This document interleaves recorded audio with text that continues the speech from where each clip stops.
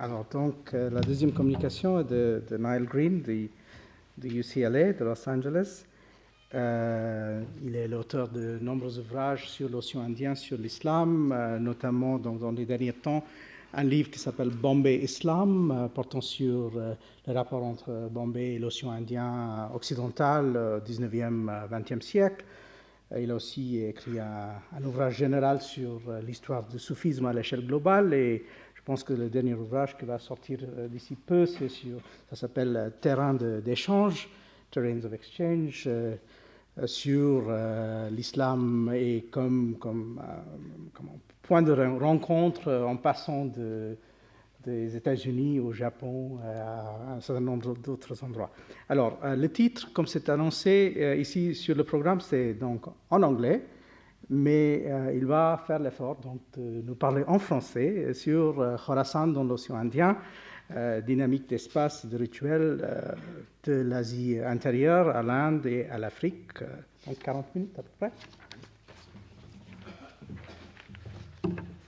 Tout d'abord, je veux remercier le professeur Subramanian pour l'invitation. C'est vraiment un grand honneur d'être ici au Collège de France.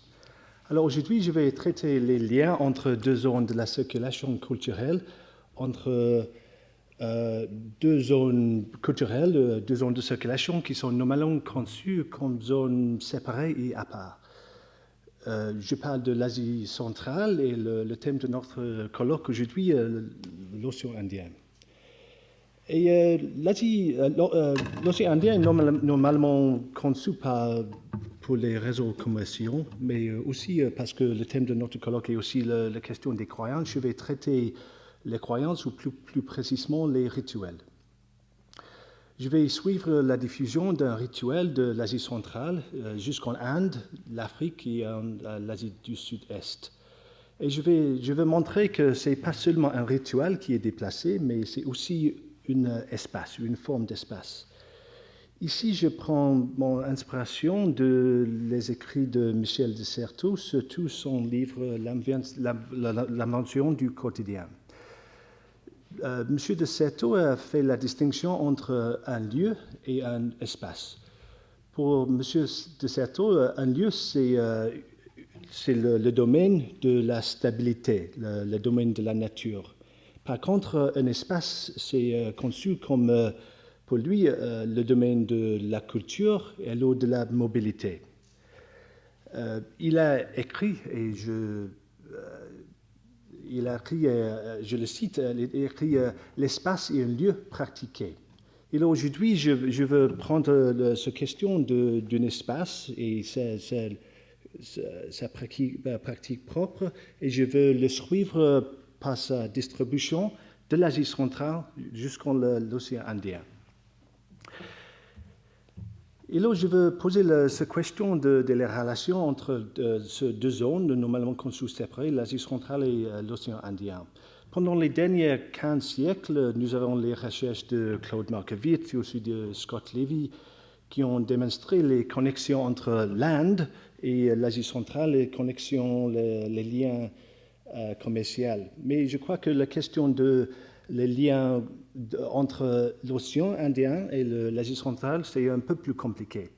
Mais quand même, quand on suit les produits, les denrées, c'est clair qu'il y a les liens mondiaux entre l'Asie centrale et même la mer des Antilles. Par exemple, nous pouvons voir ici dans la carte la distribution du piment rouge du Mexique, de la mer des Antilles jusqu'en l'Asie centrale et enfin en Inde.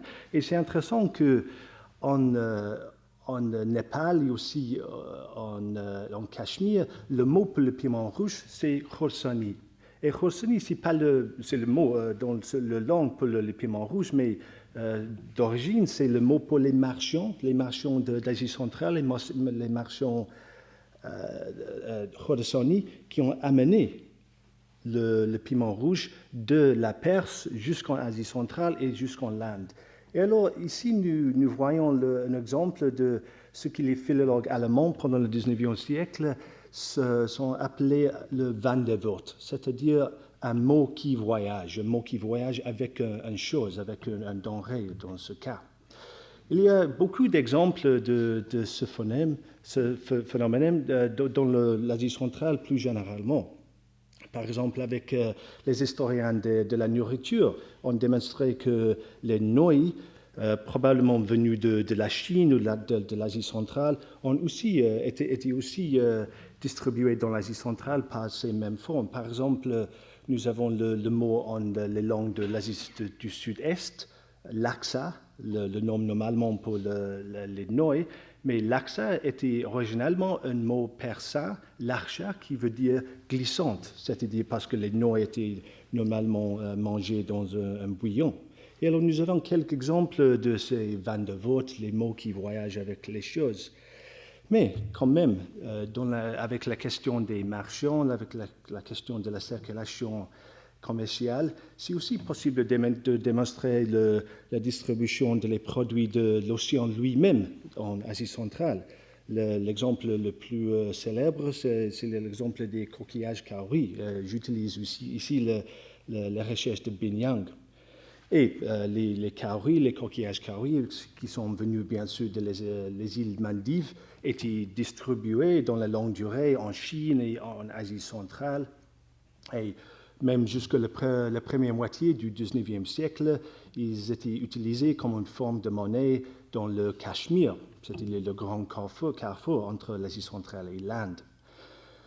Mais avec la question de la circulation des peuples, je crois que c'est un peu plus compliqué. Nous avons, je crois, en général, deux zones de circulation des esclaves.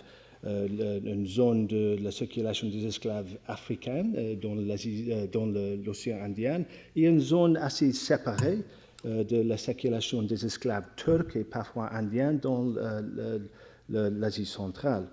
Parfois, bien sûr, on peut voir par exemple dans les miniatures timérides quelques images des esclaves africains qui étaient dans les domaines des Timorides, en Khorasan, en Asie centrale, mais je crois que ce n'est pas si commun. Et là, en général, on peut dire que nous avons deux zones de commerce, de circulation qui sont parfois reliées, mais néanmoins, ils sont étaient généralement à part.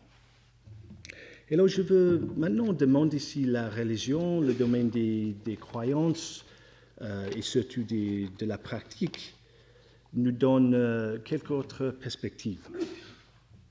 Mais quand même, nous voyons ici maintenant une apparence de même de la séparation. Avec les écoles de la loi musulmane, par exemple, nous avons aussi deux zones assez séparées.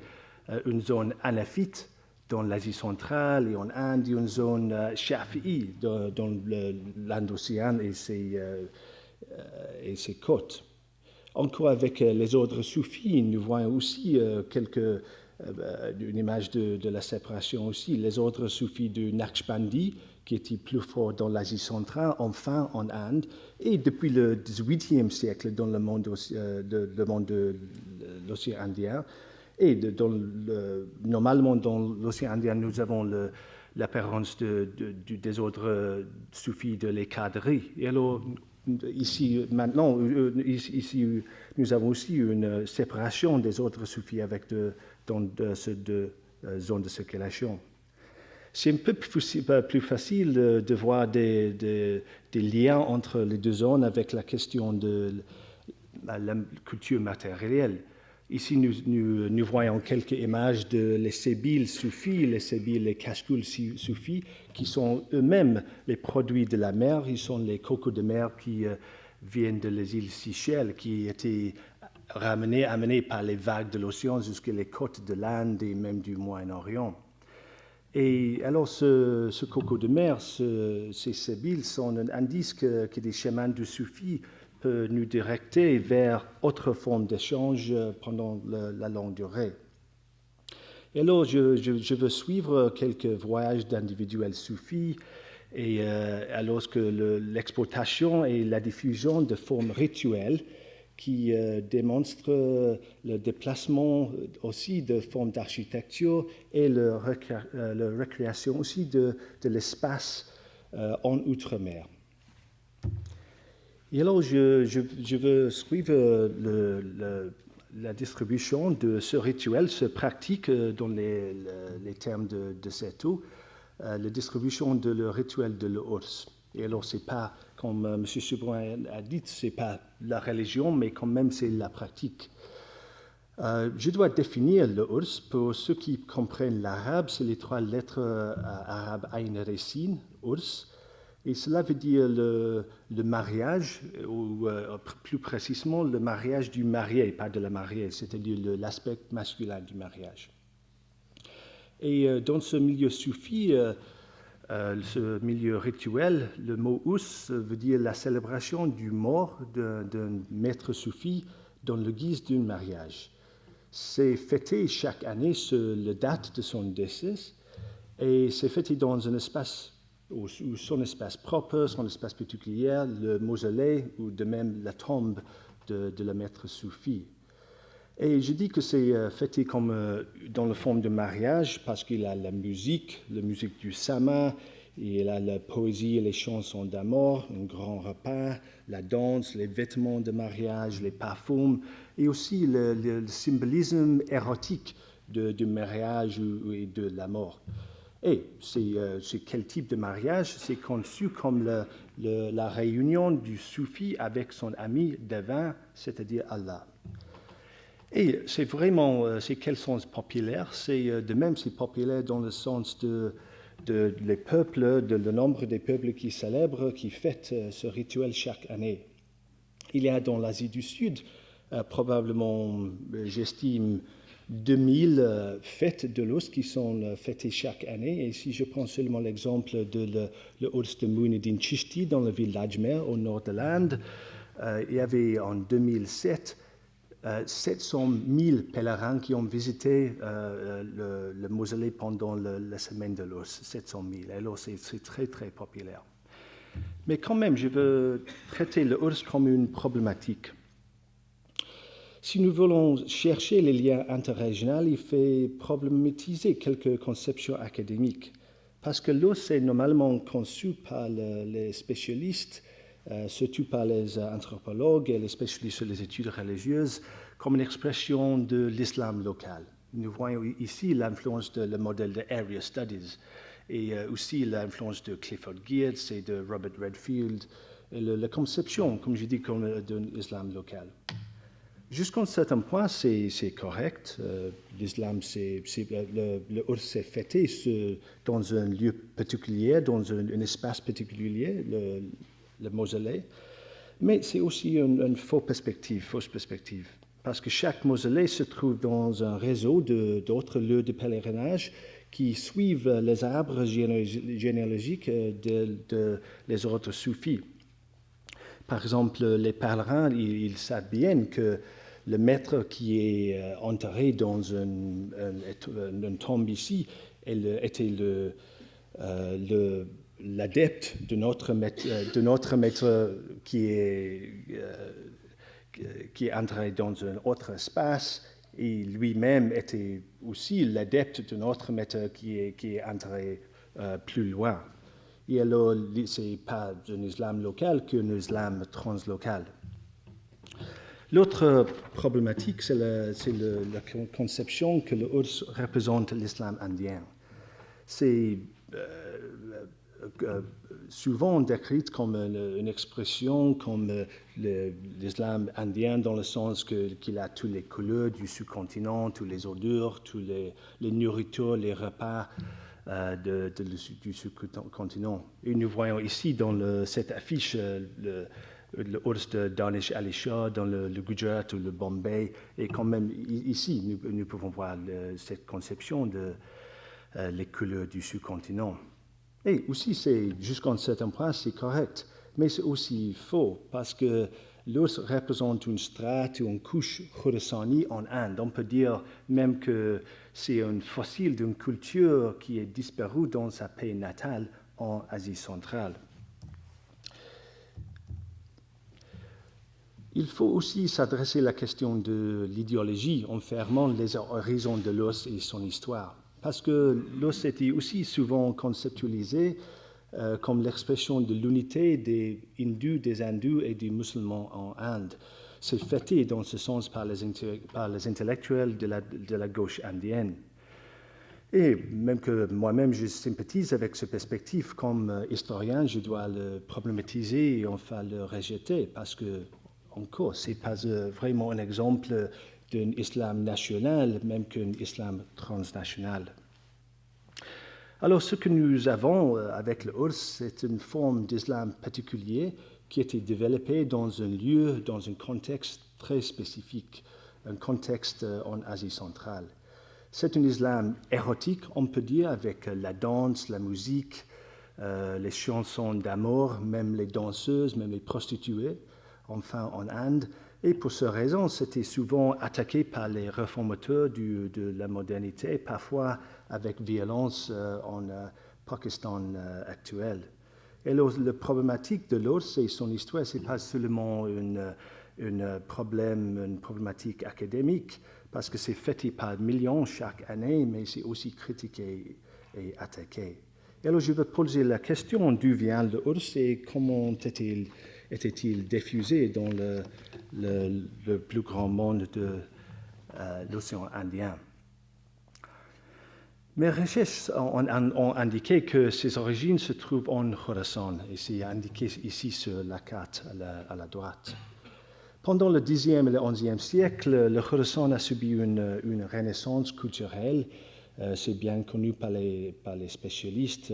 Pendant la dynastie des Samanides de Bukhara, et avec les petits corps des aristocrates persans, les Dekhans de Khorasan, il y avait beaucoup de patronage, de la musique, de la poésie, et surtout de la poésie d'amour qui est développée en persan pour la première fois. C'était la première renaissance de la langue, on peut dire la culture persane, après les conquêtes arabes du 7e siècle. Et les Dekhans, les aristocrates et la dynastie des Samanides ont soutenu des soirées avec la musique des dutas et de setar le tabla, après les instruments classiques de la musique classique de l'Inde du Nord, et avec la poésie chantée. Et ces soirées sont appelées les majlis. Et ces formes d'une culture originalement laïque étaient adaptées par les soufis pour le propre soirée, aussi dit majlis. Ils ont adapté surtout la notion de l'ivresse et les chansons d'amour et du vin, et la notion de l'ivresse comme une expression de l'extase spirituelle, et tout le symbolisme érotique de l'Urs. Et ils ont adapté cette culture de la musique et de la poésie dans un espace particulier, l'espace de les mausolées, de les maîtres soufis. J'ai visité tous les lieux que je vais discuter aujourd'hui. Parce que le Khorasan était aussi un des deux berceaux du soufisme. L'autre était Bagdad, plus célèbre pour ses œuvres plus intellectuelles, théoriques et écrites en arabe. Khorasan, par contre, était célèbre pour sa célébration de l'extase, de l'utilisation de la poésie et de la langue persane. Nous avons ici la tombe d'Abu Yazid à Bistam, en Khorasan, en Iran contemporain, et Abu Yazid a été conçu comme le héros, le prototype du soufi khorasani. Nous avons beaucoup d'exemples de ce mausolée qui a été développé pendant le 11e, le 12e siècle en Khorasan. Et ils étaient développés comme espace rituel qui était déplacé, je veux démontrer, qui était déplacé avec le Urs pendant sa distribution dans le monde océan jusqu'en Afrique. Et alors cet espace dans la formule de M. de Certeau était espace pratiqué et encore espace mobile. Les premiers témoignages que j'ai trouvés pour l'histoire de l'Urs étaient en Khorasan et aussi en Fars. Nous avons les secrets de l'unité divine, l'Asrar Tawhid, c'est la biographie d'Abu Saïd ibn Abi al-Khair de Mayhana, indiqué sur la carte. C'est indiqué, oui. Et aussi de Fars, au sud, le Firdaus al-Moshidiyya, le paradis de la maîtrise spirituelle, qui c'est la biographie d'Abu Ishaq Kazaruni.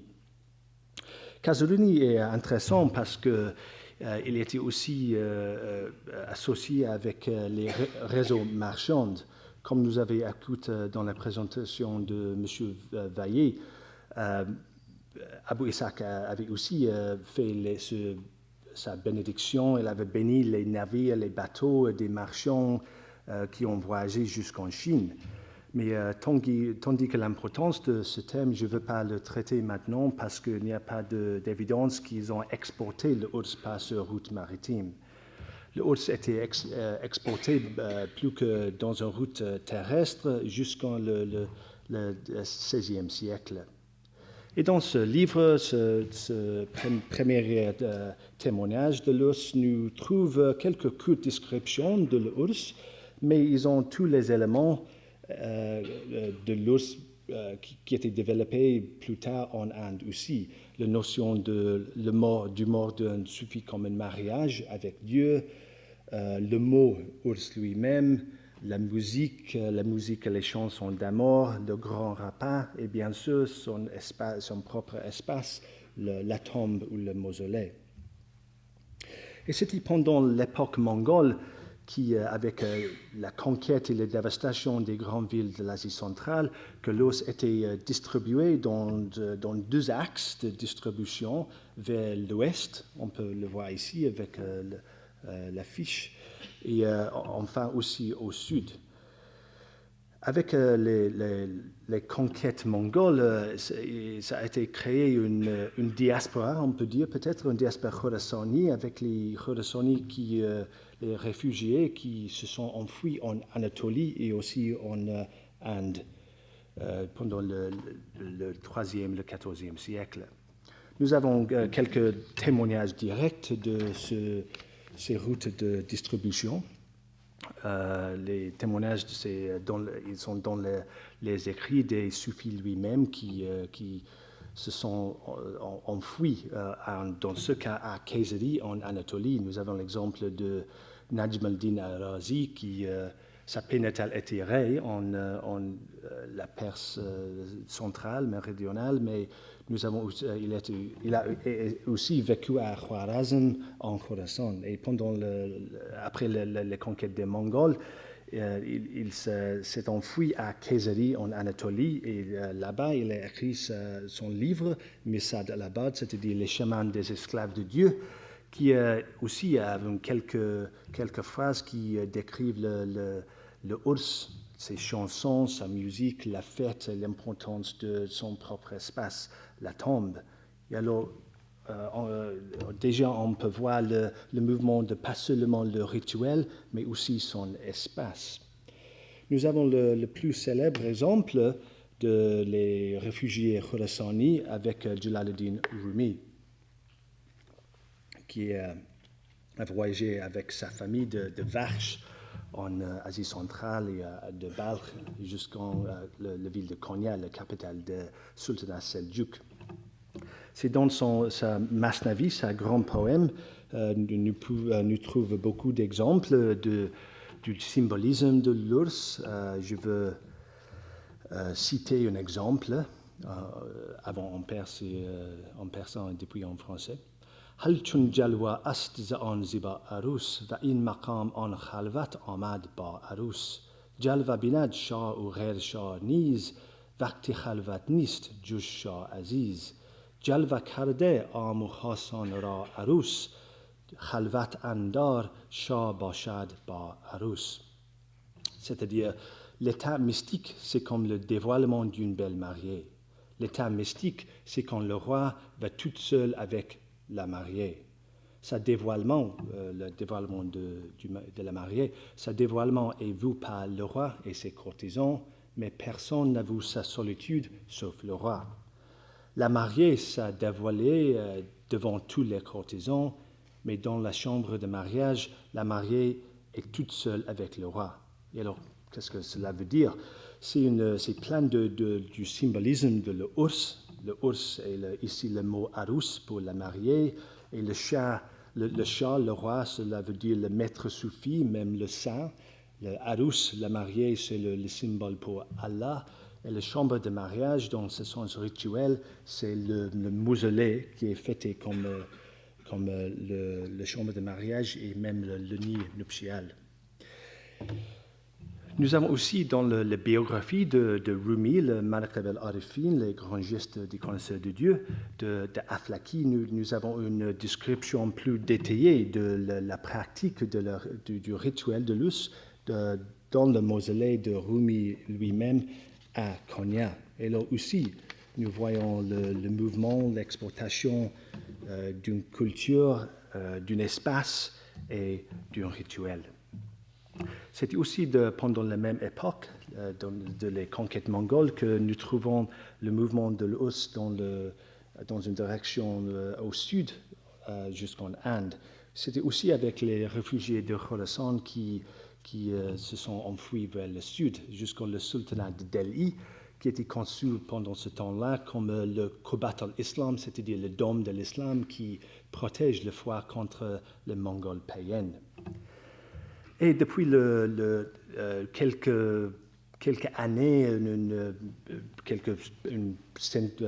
50 ans après les conquêtes, les incursions des Mongols dans l'Inde du Nord, nous trouvons les premières sources en persan en Inde qui décrivent l'ours. Et nous pouvons voir qu'il y a une abondance des sources en persan de le 14e jusqu'au 19e siècle en Inde en persan et depuis en ourdou.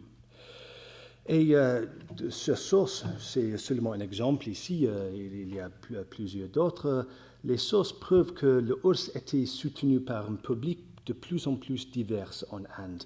Un public qui avait les marchandes, les femmes, les citoyens ordinaires, les yogis, les hindous et bien sûr les empereurs de l'Empire moghol.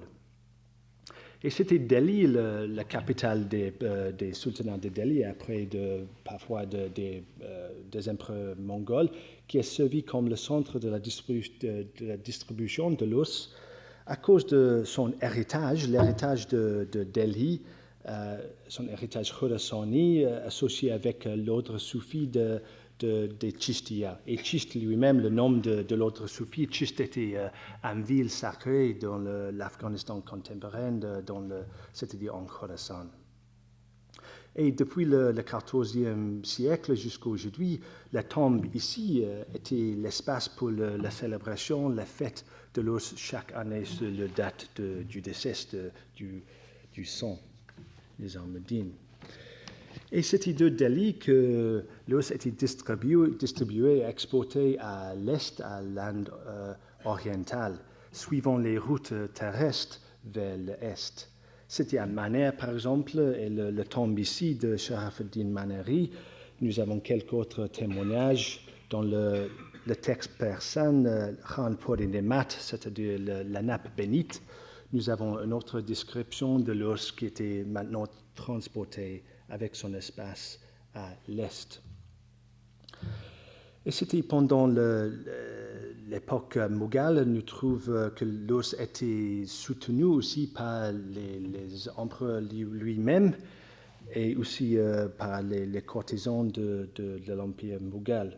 Et pendant ce temps-là, l'os est devenu une grande fête, pas seulement pour les courtisans, mais aussi pour les citoyens normaux, hindous et musulmans de l'Inde, de l'Empire musulman en Inde. Même nous avons ici, ce n'est pas exactement le Urs, mais le pèlerinage d'Akbar à Ajmer. Nous pouvons voir Akbar devant le tombe de Muinuddin Chishti à Ajmer, ici en haut. Et ce n'est pas seulement, comme je dis, ce n'est pas seulement une question de l'exportation de l'ours, mais aussi l'exportation de l'espace.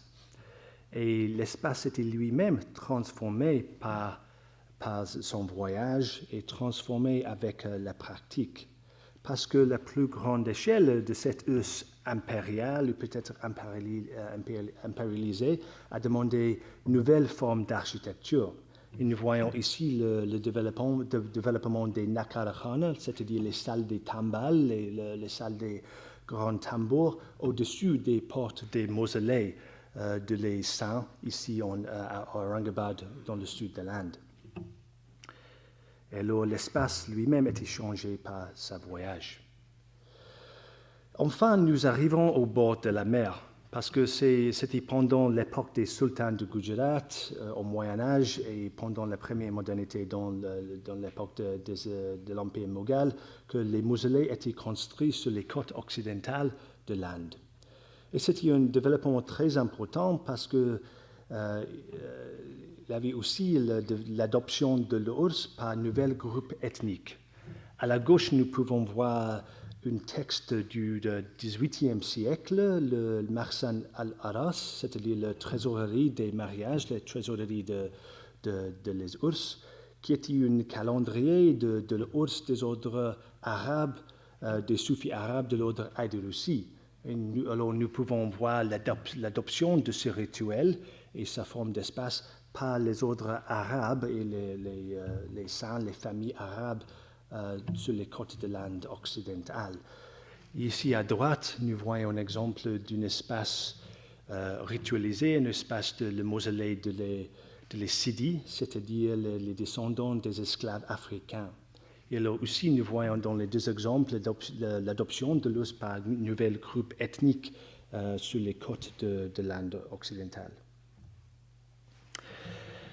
Et c'était pendant le XVIe siècle que l'os était aussi exporté au sud, jusqu'à la côte Coromandel.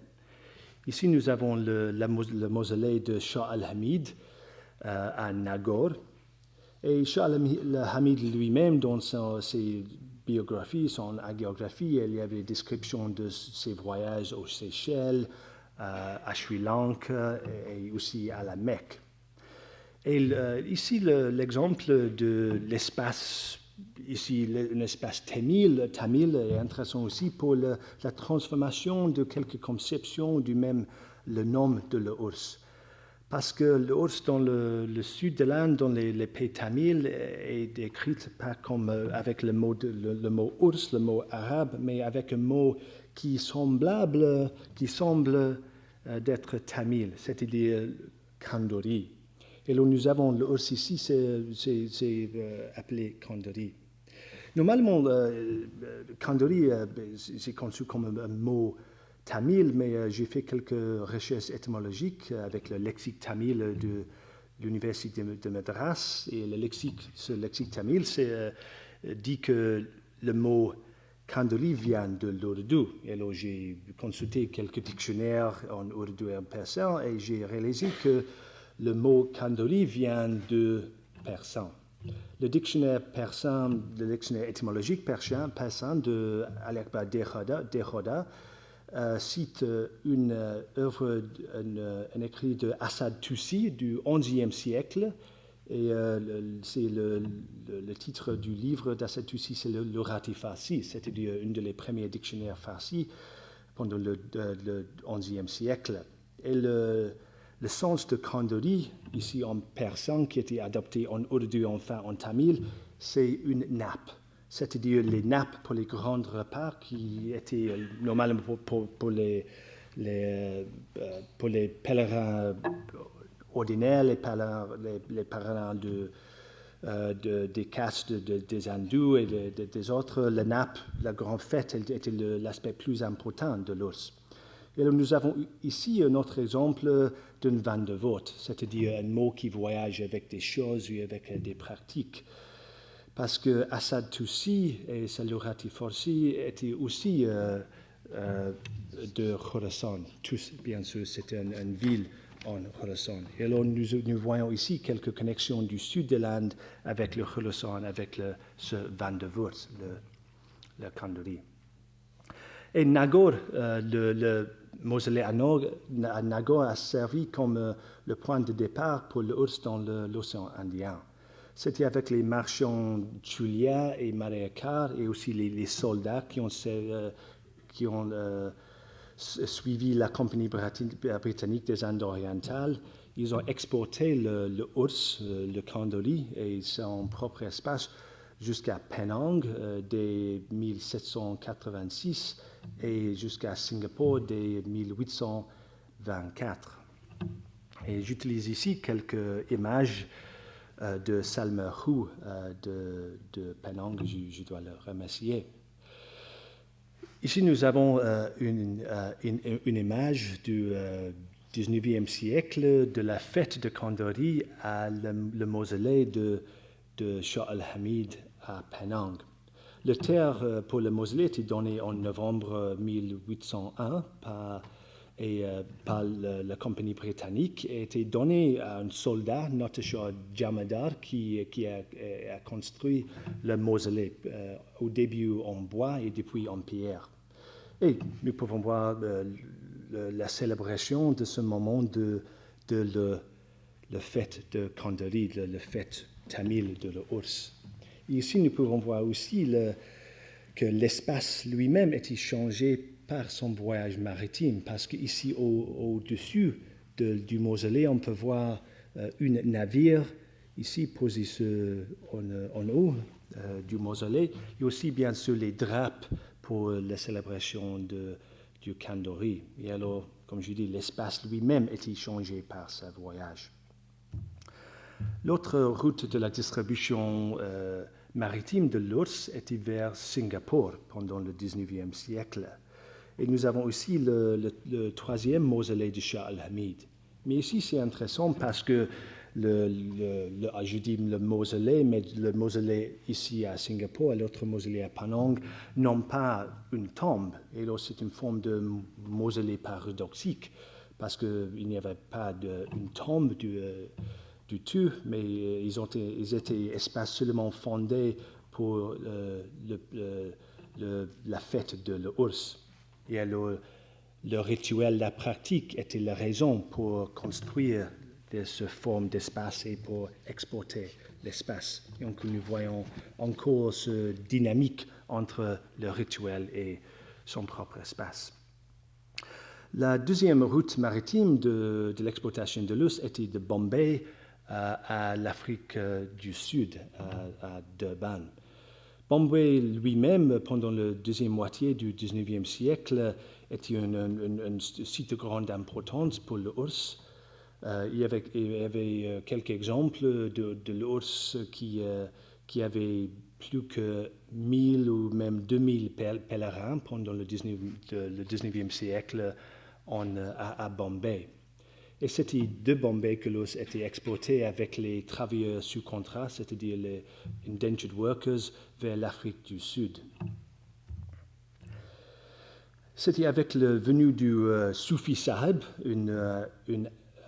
un soufi qui vient de la côte occidentale de l'Inde et qui avait passé quelques années à Bombay. C'était avec lui que l'os était exporté de Bombay à Durban pendant les derniers ans du 19e siècle. Selon son biographie ourdou, Soufi Sahib a découvert quand il est arrivé à Durban, il a découvert la tombe oubliée d'un travailleur sous contrat, Badshah Pir. Il a dit qu'il a réalisé que cet ouvrier inconnu était aussi un saint inconnu. Et là, Soufi Sahib a fondé un petit mausolée.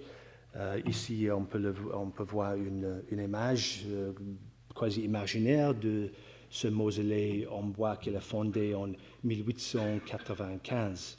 Et là, on peut voir encore une fois que l'ours était exporté avec son propre espace.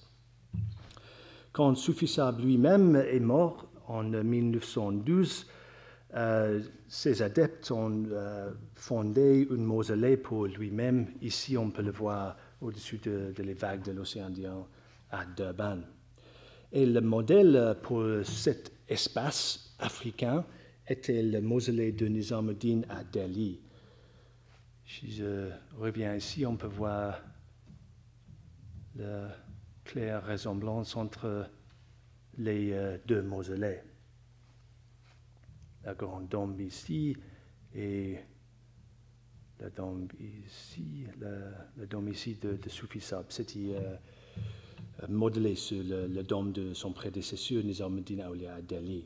Et encore, nous voyons l'exportation de l'os avec sa rituel, la création de l'espace. Rapidement, le ours de Sufisab est devenu une grande fête pour les travailleurs sous contrat et puis par les marchands indiens à Durban. Nous avons ici une affiche de la célébration de l'ours de Sufisab en 1912. Et c'est intéressant aussi qu'un certain Mohandas Gandhi a travaillé comme l'avocat pour l'achat de la terre pour le mausolée. Et alors, qu'est-ce que nous avons ici? On peut dire que c'est un processus de culturreise, d'un voyage d'une forme culturelle, avec l'exportation de pas seulement maintenant un espace et un rituel, mais aussi une langue et un texte. Parce que nous avons ici un des premiers exemples de l'usage de la littérature et même la langue ourdou en Afrique, avec la biographie ourdou Riaz Soufi, la biographie de Soufi Sahib. Et ici, nous avons à votre gauche les chansons pour la célébration du Sandal Mali, c'est-à-dire le frottement du bois de santal sur la tombe de Soufi Sahib à Durban, la tombe conçue comme le lit nuptial du Soufi Sahib. Et alors, en conclusion, nous avons vu un rapport dynamique entre l'espace et sa pratique. Nous avons vu que l'espace était changé par le rituel et le rituel aussi était changé avec son espace et avec ses voyages. Nous avons vu aussi, je crois, le rôle des réseaux des ordres des tariqas soufis dans la distribution d'un islam particulier de l'Asie centrale jusqu'en Inde, Afrique et Asie du Sud-Est. Parce que j'espère que nous avons réalisé que le centre de distribution ou de même l'origine de ce rituel et cette forme de l'islam n'était pas la Mecque ni même l'Arabie, mais c'était l'Asie centrale. Et c'était alors j'espère que j'ai montré que l'islam dans l'océan Indien n'est pas un monolithe, mais c'est un enjeu composé de plusieurs réseaux et mouvements et interactions.